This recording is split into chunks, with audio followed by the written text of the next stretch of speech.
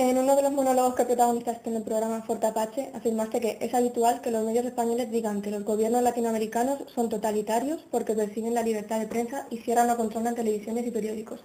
¿Podrías explicarnos brevemente cómo es la manipulación mediática en América Latina y en Venezuela?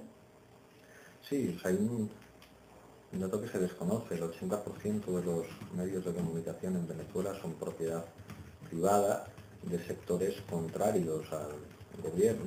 Se habla de ataques a la libertad de expresión por parte del gobierno cuando en realidad la mayor parte de los medios en ese país están controlados por intereses vinculados a la oposición. Llama la atención que eso se haga además desde países como España, en el que buena parte de los medios de comunicación son privados, vinculados a intereses empresariales que rara vez coinciden con los de las mayorías sociales, y sobre todo después de lo que hemos visto que pasa cuando gobierna el Partido Popular, desde el triste famoso director de informativo Urdazi, que no se caracterizó por su buen hacer periodístico, hasta la represión contra medios de comunicación. For Apache es un programa que hace 360 Global Media para una televisión iraní en castellano, y esa televisión ha sido prohibida por el gobierno español para que emita en Hispasat y en la televisión digital terrestre. Yo creo que desde España se pueden dar pocas lecciones de libertad de expresión.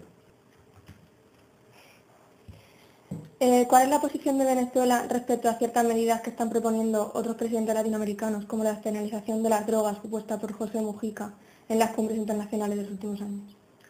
Desconozco exactamente cuál es la posición de Venezuela a este respecto, pero creo que el tráfico de drogas por la cercanía con Colombia es algo que afecta a la seguridad nacional en Venezuela, y dudo que el gobierno venezolano se atreviera con una propuesta tan vanguardista como la de José Mujica, que en cualquier caso me parece positiva y saludable. Pero insisto en que no soy un experto en la materia y desconozco los detalles de la política venezolana al respecto de las sustancias estupefacientes. ¿Cómo crees que puede influir el nombramiento de un papa sudamericano en los procesos políticos que se están viviendo en América Latina?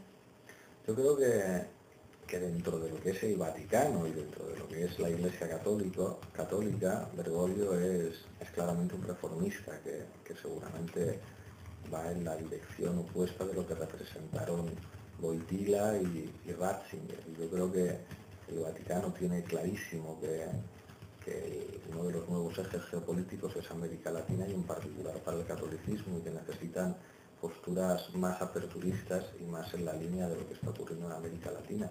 Entonces, dentro de que la jerarquía católica es conservadora, entiendo que Bergoglio es un renovador. Y entrando ya en el tema de las elecciones, ¿nos podrías explicar brevemente por qué el sistema electoral venezolano está considerado uno de los más avanzados del mundo? No solamente el sistema electoral, por los sistemas de controles que han sido avalados por todos los observadores internacionales, sino porque en los últimos años Venezuela ha conseguido elevar la participación electoral, censar a personas que no existían y que ahora pueden ejercer su derecho al voto, y al mismo tiempo en Venezuela los cargos políticos son revocables, incluido el presidente de la República. Si se consigue el número determinado por la ley de firmas, cualquier cargo público, incluido el presidente, puede ser revocado a la mitad del mandato. Esto de hecho ocurrió con Hugo Chávez, que se sometió a un referéndum revocatorio que superó. Yo creo que eso es una gran lección de democracia procedimental para el resto del mundo. Si a eso le añadimos además formas de democracia participativa y la extensión de los derechos sociales y la redistribución que han caracterizado las medidas del gobierno venezolano, creo que sin duda es uno de los ejemplos de democracia para el mundo. En las elecciones presidenciales de octubre de 2012, Chávez fue reelecto para un cuarto mandato consecutivo con casi 8.200.000 votos y un porcentaje de 55%. ¿Por qué crees que su sucesor, solo medio año después, ha perdido casi 1 millón de votos? Creo que hay dos claves en los informes que he podido leer. Una es que Maduro no es Chávez y seguramente no tiene el tirón electoral de Hugo Chávez, y seguramente el chavismo tendrá que pensar nuevas formas de liderazgo colectivo, de liderazgo coral, porque nadie puede ponerse en las botas de Hugo Chávez. Y por otra parte, creo que también es muy llamativo, muy importante la situación económica. Se han producido, si no me equivoco, 2 devaluaciones desde que Chávez fuera elegido presidente. La situación económica siempre ha sido un factor determinante en el comportamiento electoral de los venezolanos y seguramente en este caso ha afectado. De cualquier manera, pues bueno, Maduro ha sacado a Capriles más votos de los que sacó Bush al Gore. Bueno, de hecho Bush tuvo menos voto popular que al Gore, más votos de los que sacó Aznar a Felipe González. En fin, creo que es una victoria ajustada, pero lo suficientemente amplia para que no se tenga que disparar ninguna alarma. Quien habla de polarización del país ignora que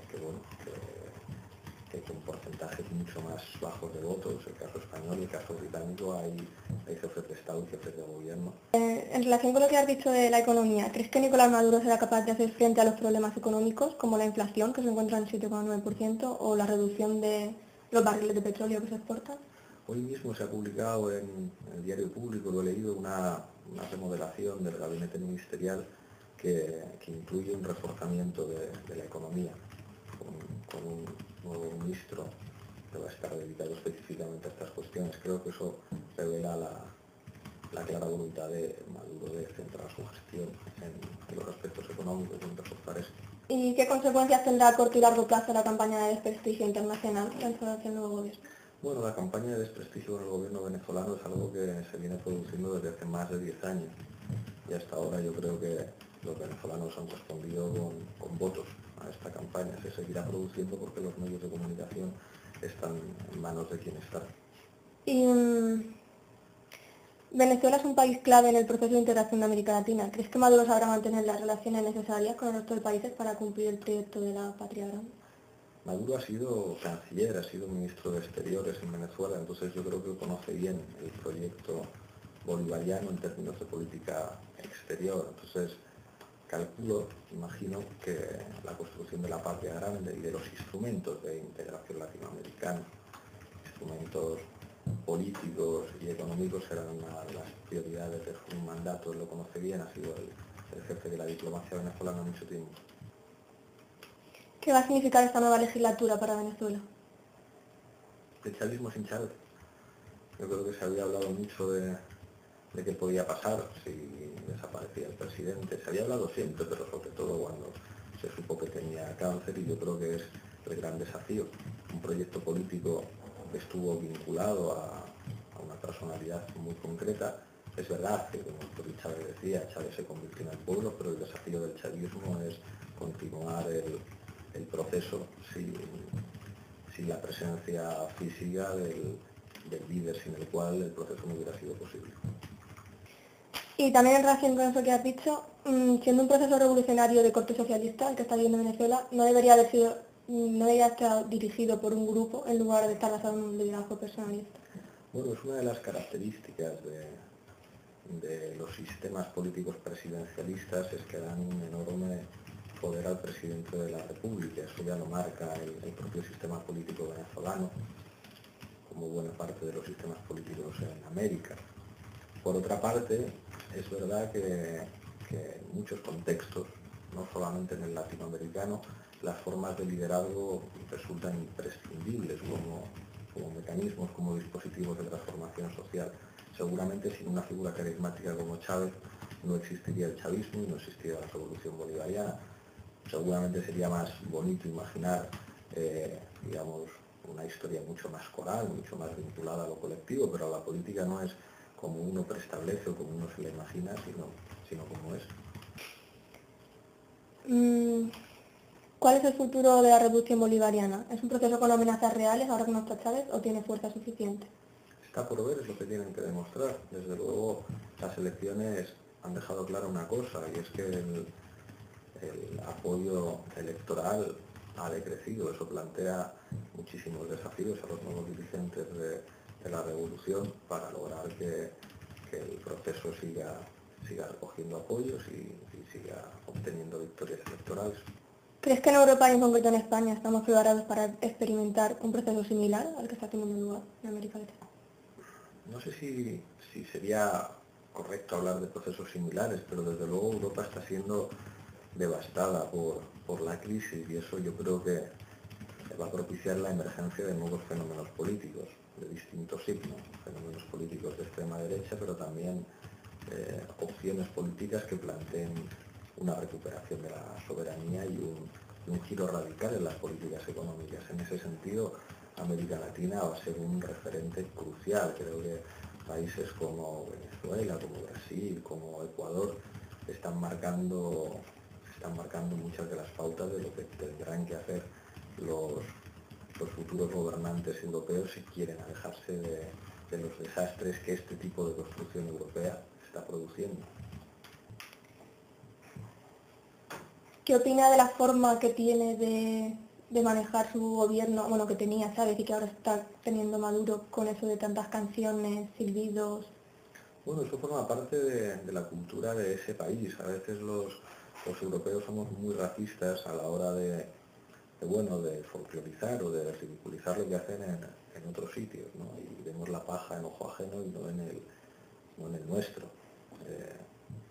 Todo el mundo se reía del famoso pajarito de Maduro, pero nadie se acuerda de la niña de Rajoy. Y para bailes populares ridiculizables los que se producen en nuestro país, ¿no? Entonces, bueno, creo que hay ciertos elementos que llaman la atención en nuestra cultura política, pero que forma parte de la manera en la que son los venezolanos y los latinoamericanos en general. ¿Y no crees que la manía, por llamarlo de alguna manera, que le tenían los venezolanos al imperio yanqui es perjudicial para la globalización en todos los ámbitos? No lo sé, los Estados Unidos creo que han tenido una política hacia América Latina muy agresiva, una política marcada por el apoyo a los golpes de Estado y el expolio de los recursos naturales. El sentimiento antiestadounidense es un sentimiento patriota que en la mayor parte de los casos es sinónimo de recuperación de la democracia, de los recursos naturales y de la soberanía. Si la globalización como la hemos conocido implica relaciones desiguales entre los países dominantes y los países de la periferia, es lógico que las naciones latinoamericanas se enfrenten a ese tipo de globalización. Y que tengan todo su proceso, su revolución marcada en la exaltación de una figura como fue Bolívar y algunas personas. Es la construcción de un mito nacional. Los mitos sirven para eso, para construir agregadores identitarios. Chávez fue muy hábil a la hora de construir una identidad nacional bolivariana en torno a uno de los héroes de la independencia, pero vamos, eso lo hacen todos los políticos. Aquí en Madrid la presidenta de la comunidad aprovecha el 2 de mayo como una oportunidad de exaltación nacional de la independencia española frente a los franceses. Y de la corrupción que hay en Venezuela, como en todos los países. Es un problema gravísimo que tiene además mucho que ver con la histórica putrefacción del Estado venezolano. Creo que los gobiernos chavistas avanzaron mucho en ese sentido, pero que hay muchísimo trabajo por hacer. La corrupción está presente y creo que es una de las grandes lacras y uno de los grandes peligros que amenazan el proceso. Yo hablando con algunas personas que están bastante en contra del chavismo, no soy yo, pero muchas personas sí, dicen que lo que no es normal, y por eso lo llaman totalitario o dictador, es que aparte del control de los medios, que no es tan como se cree la gente, porque el porcentaje es muy distinto, pero y dicen que no es normal que un presidente tenga un programa de 8 horas donde sale solo él. Bueno, lo que no es normal es que un presidente haga ruedas de prensa sin preguntas o que coloque un plasma de televisión. Yo creo que si algo demostró a los presidentes era convertirse en un instrumento de interpelación directa del presidente y los ciudadanos. El presidente estaba dando cuenta permanentemente de su actividad legislativa y además respondía a preguntas, le llamaba a la gente desde su casa y el presidente respondía. Ese programa sí sirvió para que los venezolanos sintieran a Chávez como más suyo que cualquier otro presidente. No sé si el modelo operaría aquí, pero vamos, yo sí sería partidario de que los cargos políticos, de que los gobernantes dieran cuentas a través de los medios de comunicación todos los días de su actividad legislativa, porque es que lo que estamos viendo ahora es que el gobierno toma decisiones en secreto, incluso presume de tener reuniones secretas con otros mandatarios autonómicos. La última reunión que hemos conocido entre los líderes del PNV, entre Urkullu y Rajoy, para hablar del cupo vasco, las reuniones secretas con los dirigentes catalanes. Es decir, esto es un escándalo. Entonces creo que llamar totalitarismo a lo que no te gusta es, bueno, pues demuestra el talante escasamente democrático de algunos de los críticos. Que Chávez gana más elecciones que nadie, es revocable como todos los cargos públicos en Venezuela, da la cara en los medios de comunicación todo el tiempo. Eso es totalitarismo. Los medios de comunicación y los informativos dirigidos por Urdaci no son totalitarismo. El que después de los atentados del 11 de marzo todos los medios de comunicación controlados por el Partido Popular estén acusando a ETA de ser el autor de los atentados para no perjudicar electoralmente al PP cuando había casi 200 muertos encima de la mesa, no es totalitarismo. En fin, yo creo que la derecha en España está acostumbrada a que no se les lave la boca con jabón de vez en cuando, porque es escandaloso el uso de ciertos epítetos. A mí no se me olvida que el fundador del Partido Popular era un ministro de Franco que firmó sentencias de muerte y que fue el presidente de una comunidad autónoma. Como llamar autoritario a Hugo Chávez y a los venezolanos me parece una barbaridad. ¿Y crees que la revolución que han llevado a cabo en Venezuela es en parte imitación o tiene algo que ver con lo que ha pasado en Cuba, con Fidel Yo Castro? creo que es muy distinto, porque en Cuba lo que hay es lucha guerrillera, conquistan el poder derrocando a Batista por la vía de las armas, sin que Estados Unidos, digamos, interviniera, porque no tenía claro el carácter ideológico de los revolucionarios cubanos, y en el marco específico de la Guerra Fría, los cubanos deciden optar por el bloque del Este. Eso sitúa a Cuba en un estado de guerra permanente y caracteriza al país de una manera muy precisa, nada que ver con lo que ocurre en Venezuela, más allá de las admiraciones que pudieran tener los dirigentes de la revolución, como toda la izquierda latinoamericana, por los logros sociales de la revolución cubana, pero no tiene nada que ver. Venezuela es una economía abierta, una economía de mercado, hay elecciones regulares, hay presencia digamos, hay clases sociales, hay ricos, hay propietarios privados de los medios de comunicación, de la mayoría, hay zapatillas Nike, hay McDonald's, sigue siendo una democracia liberal, nada que ver con Cuba, cuya historia está marcada primero por la lucha guerrillera y después por los condicionantes de la Guerra Fría. ¿Crees que va a cambiar algo la criminalidad y la poca seguridad que hay en Venezuela? Ojalá que sí, porque es dramático, Creo que es además otra de las pruebas de que no se trata de un Estado autoritario. ¿Quién puede poner el ejemplo de un Estado autoritario en el que la seguridad sea un problema? No es el caso de Venezuela y desde luego es una lacra que se supera además con políticas sociales, no solamente con más seguridad y con más policía, sino con una combinación virtuosa de seriedad en el diseño securitario de la política y políticas sociales que acaben con la pobreza, que es lo que está en la base de la delincuencia. Y si en algún momento se llegaran a llevar a cabo en España unas políticas sociales parecidas a las de Venezuela, ¿no crees que en este país tan occidentalizado sería contraproducente? Hombre, yo creo que a nadie le parece mal, digamos, que aumente el nivel de vida de la población, que aumenten las pensiones, que se garanticen los derechos sociales, que aumenten los derechos de los trabajadores. Yo creo que las políticas sociales tienen muy poco que ver con la cultura. Por otra parte, tan occidental es Venezuela como España, están exactamente en el mismo hemisferio. Entonces creo que aquí habría mucha satisfacción si se aplicaran políticas redistributivas. ¿Y qué opinas de la amistad de Venezuela con Irán? Creo que responde a claves de tipo geopolítico. Creo que las amistades en política internacional siempre son peligrosas. No olvidemos que Gaddafi, pocos años antes de ser atacado por una coalición en la que estaba Francia, pues bueno, financió la campaña de Sarkozy y disfrutaba de tés en su jaima con José María Aznar y le regalaba un caballo. Creo que Irán no es ni muchísimo menos un país de izquierda, pero por razones geopolíticas que tienen que ver con la relación con Estados Unidos, con Rusia, con la producción de petróleo, se convirtió en un aliado geoestratégico de Irán. Así son las relaciones internacionales. Y hacia hablando de otros países, ¿cómo crees que va a ser el papel de Brasil en el proceso de integración regional? Creo que Brasil está llamado a ser, si no lo es ya, la autoridad geopolítica en América Latina. Y de hecho, yo creo que está claro que tiene una vocación imperial y en ese sentido seguramente medirán fuerzas con los Estados Unidos, ya lo hicieron en el golpe de Estado de Honduras y tras los intentos secesionistas de la media luna oriental en Bolivia.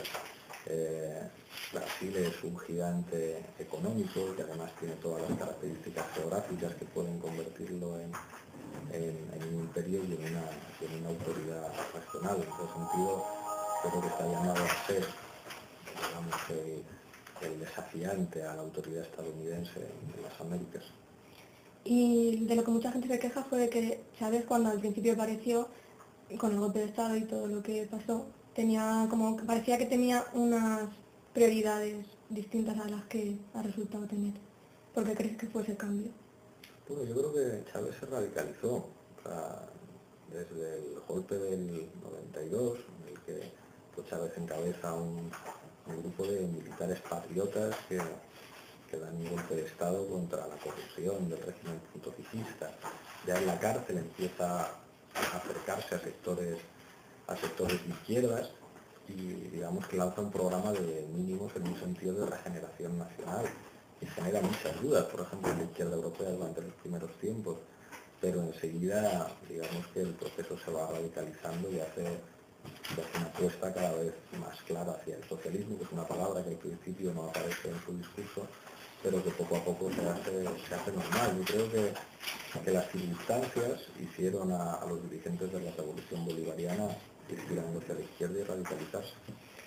¿Y crees que Maduro va a llevar su legislatura más cercana a la religión católica?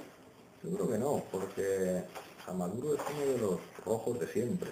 Maduro es de izquierdas desde los años 80, es un conocido dirigente sindical. El cristianismo es transversal, consustancial a la política latinoamericana. La mayor parte de la población es católica o protestante y yo creo que nadie se atrevería a hacer política en América Latina contra la religión sin tratar de tenerla de su lado, y el imaginario cristiano forma parte de las narrativas de todas las formaciones políticas. Pero creo que en el sentido más progresista de eso. El otro día escuché unas declaraciones a propósito de la diversidad sexual y del reconocimiento de derechos por parte de Maduro, que contradicen la imagen que se ha tratado de vender en Europa, a pesar de ciertas declaraciones impresentables, pero que forman parte de la propia retórica de cómo hablan los dirigentes políticos latinoamericanos, que me hacen ser optimista respecto a los avances en libertades y derechos a los que normalmente se pone la Iglesia y la religión.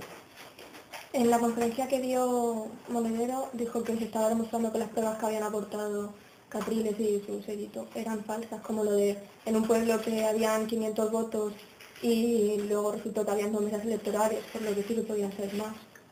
El resultado electoral fue avalado por toda la observación internacional, incluidos los españoles, entre los que había cargos públicos del Partido Popular y del Partido Nacionalista Vasco. El propio sistema venezolano implica la auditoría a priori del 47% de los votos emitidos, que es una cosa que no tiene parangón con ningún otro sistema electoral, y finalmente, tras la solicitud de la oposición, se va a auditar el 100% de las mesas. Yo creo que no hay debate a propósito de la limpieza de las elecciones. Y en otros países cercanos, ¿cómo crees que está llevando Mujica su forma de gobierno en Uruguay? Desconozco bastante, pero las noticias que me llegan son positivas. Creo que a pesar de las dificultades que han tenido, pero las normas contra la impunidad son buenas, que sea uno de los primeros países de América Latina en los que se reconoce el matrimonio de las personas del mismo sexo, me parece un avance enorme, y tengo entendido que a nivel de políticas sociales Uruguay es un referente y que eso es lo que fundamenta el apoyo electoral del Frente Amplio. Dicen que es uno de los más democráticos porque el presidente no es corrupto, por lo que dicen, porque dona el 90% de su sueldo a caridad, todo eso. No se podría dar ese caso en España, por ejemplo. Depende de quién elijamos.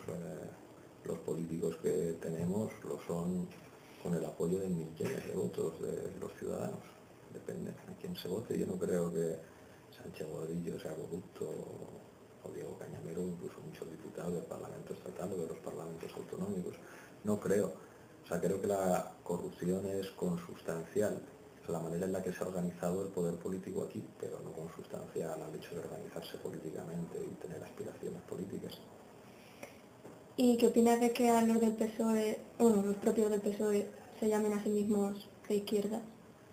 Hombre, yo creo que ideológicamente las bases sociales, o sea, no necesariamente los afiliados del Partido Socialista son de izquierdas y representan de alguna manera, pues bueno, el equivalente a cualquier partido del centro izquierda. Lo que está claro es que las élites del PSOE y las élites que han gobernado, en lo que se refiere a la política económica, pues no se han diferenciado demasiado de los conservadores. En cualquier caso, yo creo que no es lo mismo, que hay ciertos temas y ciertas cuestiones en las que el PSOE no piensa igual que el Partido Popular. Y creo que están en una situación en la que si no giran a la izquierda les puede ocurrir lo que le ocurrió al PASOK. De hecho, lo que les está pasando con respecto a Venezuela es muy llamativo. O sea, cada vez hay más dirigentes y militantes del PSOE que no entienden por qué la línea histórica del partido ha sido criminalizar la revolución bolivariana cuando es un ejemplo de políticas socialistas. Otra de las cosas que me acabo de acordar que me dieron en la conferencia, uno de los problemas de España es que durante 30 años nos siguen diciendo que no somos maduros para afrontar una reforma constitucional. ¿Tú crees que sí somos maduros o no? Está claro que hay veces que se hacen las reformas constitucionales con nocturnidad y en verano, como la última para limitar el techo del déficit.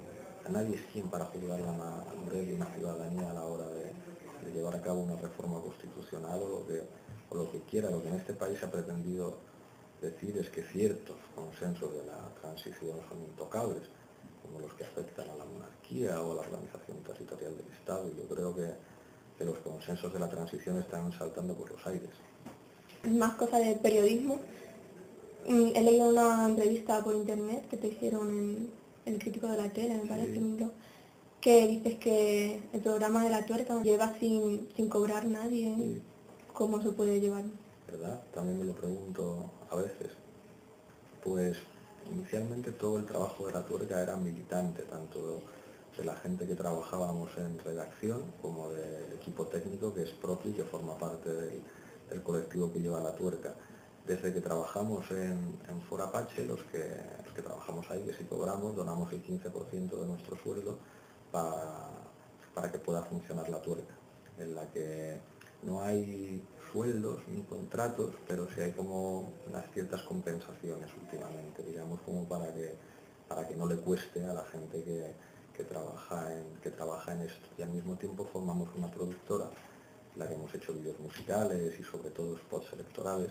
Hemos trabajado para Izquierda Unida, para la Embajada de Bolivia, le estamos llevando una corresponsalía, que eso permite que lleguen ingresos para la gente que forma parte de producciones PMI se pueda mantener La Tuerca, pero La Tuerca es un proyecto militante. No me gusta, me siento orgulloso de ello, pero creo que es muy difícil trabajar sin dinero y me molesta tener que haber visto a compañeros que han tenido que dejar La Tuerca porque tenían que trabajar para vivir, algunos de ellos han tenido que ir al extranjero.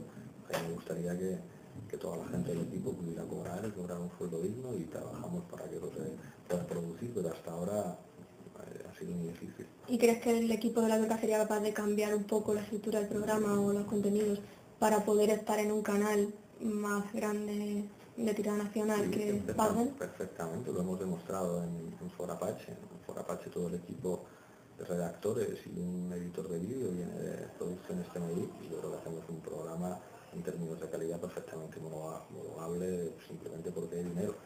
Si nos llamaran, estudiaríamos la propuesta y estaríamos encantados siempre y cuando mantuviéramos nuestra libertad. Por eso, ¿Hay algunos temas que o no os dejen o no queráis La Tuerca nada, tratar? o sea, en La Tuerca 11S, 11M, todas esas... 11M lo hemos tratado Sí, ya. hace poco. Pero he escuchado críticas de que se trató de una forma un poco oficial. Las que escuché eran como críticas de las versiones conspiranoicas, pero es que no tengo la más mínima intención de dar cabida a las teorías de la conspiración con respecto al 11M. Me parece una falta de respeto a las víctimas. O sea, yo creo que, aparte de lo poco que me fío de los que han alentado ese tipo de teorías, creo que... Hay algunos que aportan datos del tipo de explosivo, de que era de la Sí, pero es otra. que es una discusión que hay desde el principio, ¿no? O sea, y el diario El Mundo pues creó toda una mitología en torno a la mochila, que si es titadine, que si no es titadine. No me gustan en general las teorías conspiranoicas, es como lo de ahora con los atentados de Boston, que salen un montón de fotos, que si son actores, que si son mercenarios. Más allá de lo que haya de verdad en eso, la, digamos, la política estilo confidencial.com es una política en la que vale todo, en la que distinguir lo veraz de lo no veraz se convierte en un acto de fe. Entonces, no me convence, no me convence, sobre todo Pero este tema. en América sí que está un poco más demostrado que, por lo menos en el 11S. Hay cosas muy raras, como que no haya imágenes de los atentados contra el Pentágono, que no se vea el avión caer, el avión de Pittsburgh, hay muchas cosas, pero Bueno, y gente más arquitectos que se supone que entienden más del tema, sí, que que cómo dicen ha que caído. Pasa que tuvo también que el problema abrir de abajo. eso es que hay teorías de la conspiración para todos los gustos. Hay arquitectos que dicen que sí, arquitectos que dicen que no. Entonces, prefiero hablar, o sea, como sin entrar en consideraciones sobre la autoría, sobre el conocimiento que tengan o no los servicios secretos, en la medida en que va a ser imposible verificar técnicamente la verdad sobre la interpretación política de lo que ha ocurrido, a quién beneficia y a quién perjudica. Y está claro que el 11S es un nuevo Pearl Harbor para los Estados Unidos que les da la excusa para utilizar su ejército para intentar mantener una hegemonía que estaba debilitándose. Entonces me interesa más eso que pues eso, o sea, los reportajitos de las fotos, que son un poco como lo del fenómeno ovni, y esto es un ovni o no es un ovni, es una foto, hay una declaración de no sé, lo de el viaje a la luna, como dice Kubrick, lo robaron porque era ¿qué más? Que nada, eso no es lo crucial. Entonces no crees en la existencia de clubs masónicos, en plan club builders, con familias como los Rockefeller, Bush. No me gustan las interpretaciones conspiranoicas que atribuyen a clanes extraños, a masones y a tal, los destinos que ocurren en el mundo. O sea, soy politólogo y me encanta estudiar historia y entender fenómenos generales para explicar cómo funciona la historia. Del mismo modo que desprecio quien trata de decir que la historia son pues, los matrimonios de los reyes, odios personales y una especie de cuentito de hadas, quien entiende que todo está dirigido por grupos oscuros de judíos, masones, no me interesa, o sea, no explica la lógica política según la cual funciona el mundo, el que haya una reunión secreta en la que se deciden los destinos del mundo. Entiendo que eso es muy atractivo, es muy morboso, es una buena fuente de inspiración para la literatura, pero no para explicar fenómenos sociales y fenómenos políticos. Una reunión secreta que tienen no sé dónde, en el que no sé quién se acuesta con tal, y por lo... ¿Y qué opinas de la televisión general de España, en los canales más Telecinco, por ejemplo? De todo hay, de todo hay. Yo creo que es bueno, a mí no me gusta despreciar de manera snob a la tele, ¿no? Es decir, aunque pocos programas culturales, se hace todo, los más media trabajan para idiotizarnos, el reality show. Me interesa la televisión en la medida en que, aunque la veo bastante poco, me interesa como productor cultural, como productor ideológico. Creo que la televisión es la que nos enseña a pensar, la que nos enseña a comportarnos, la que establece la ideología dominante en todos los ámbitos, en el ámbito sexual, en el ámbito del comportamiento electoral. Nos enseña a pensar. Claro, efectivamente, claro que nos enseña a pensar de la manera en la que pensamos.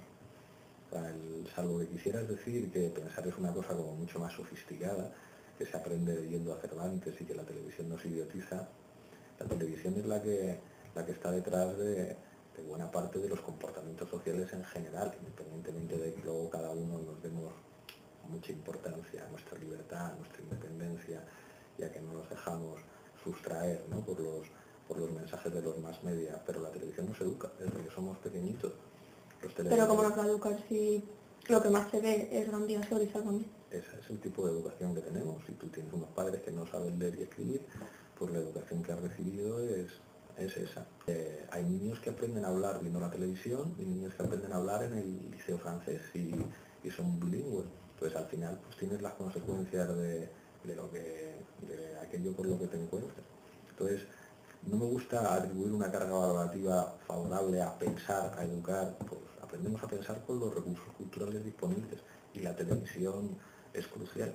Si lo marca, a veces discutíamos, que estaba en el programa en el que hablábamos sobre sexo en la tuerca, de la pornografía como ideología dominante de la sexualidad. En la escuela hay clases de educación sexual para los niños, yo no sé ahora, pero cuando yo iba a clase, nada que se pareciera a eso. O sea, la primera información sobre las características del cuerpo humano eran unas revistas sucias y sobadas que circulaban entre nosotros, y ahora es la pornografía a través de internet. Eso es lo que educa la sexualidad de los jóvenes y tiene muchísimo que ver con los conceptos de belleza, con lo que es el comportamiento sexual, con muchísimas cosas. Es que lo ves en la gente, en los comportamientos. Entonces, por eso me interesa la televisión, porque es un tipo de espectáculo que fundamenta los comportamientos sociales. Es decir, cuando la violencia simbólica que hay sobre el cuerpo de las mujeres, que haya niñas de 15 años que quieran operarse el pecho, la obsesión por la belleza, los roles sociales de sumisión, o sea, todo eso es, la tele lo va marcando. En la universidad yo creo que se ve menos, pero en el instituto yo creo que es brutal, ¿no? Entonces, Pues eso en Venezuela sí pasa mucho, porque ayer hicieron callejeros de Venezuela y es todo marcado por la estética. Absolutamente, y hay un machismo brutal, y es uno de los países del mundo en el que más operaciones de cirugía estética hay. ¿Crees que desde el gobierno con Chávez se incitó más al machismo o menos? Yo creo que un poco menos, y hay muchas ministras y tal, pero sigue siendo algo transversal. O sea, el machismo está en los dirigentes bolivarianos, y es el caso de Chávez, pero el caso de Chávez y es el caso de Maduro.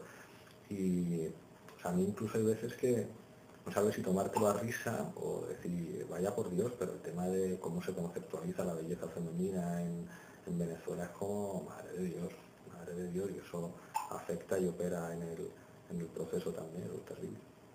Y en toda América Latina en general, pero en Venezuela de manera particular. Y me llama mucho la atención allí la publicidad. La mayor parte de los venezolanos no son blanco-caucásicos, y la mayor parte de los anuncios publicitarios allí, las mujeres y los hombres son blancos, y con aspecto de clase media alta.